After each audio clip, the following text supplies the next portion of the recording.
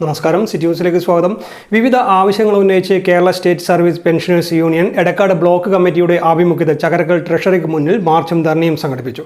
ചെമ്മിലോട് ഗ്രാമപഞ്ചായത്ത് president K Damodaran പരിപാടി ഉദ്ഘാടനം ചെയ്തു. ചകരകൽ ടൗൺ ചുറ്റി പ്രകടനമായിരുന്നു ട്രഷറിക്ക് മുന്നിലെത്തിയത്.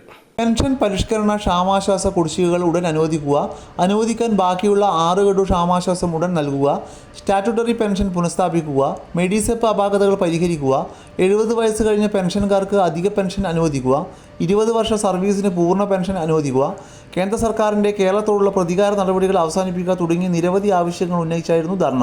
ഏറ്റവും പ്രധാനപ്പെട്ട നമ്മുടെ ആവശ്യങ്ങൾ എന്നുള്ള നിലയിൽ 9ഓളം ആവശ്യങ്ങൾ ഈ മാർച്ചിലും ധർണയിലും നിങ്ങൾ ഉയർത്തുകയാണ്.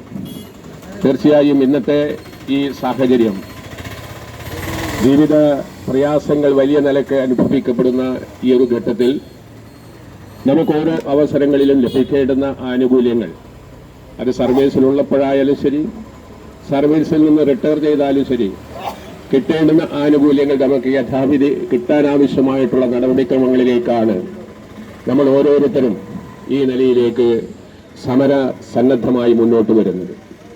തീർച്ചയായും നമ്മുടെ സംസ്ഥാനം ഭരിച്ചുകൊണ്ടേയിരിക്കുന്ന ഇടതുപക്ഷ ജനാധിപത്യ മുന്നണിയുടെ ഗവൺമെന്റ് എന്നുള്ള നിലക്ക് എല്ലാ വിഭാഗം ആളുകളുടെയും അവകാശങ്ങളും ആനുകൂല്യങ്ങളും നൽകുക എന്നുള്ള ഏറ്റവും വലിയ അവരുടെ ലക്ഷ്യം എന്നുള്ള നിലക്ക് നിറവേറ്റുന്ന ഒരു ഗവൺമെന്റാണ് എന്നുള്ള കാര്യത്തിൽ നിങ്ങൾക്ക് എല്ലാവർക്കും അറിയാം.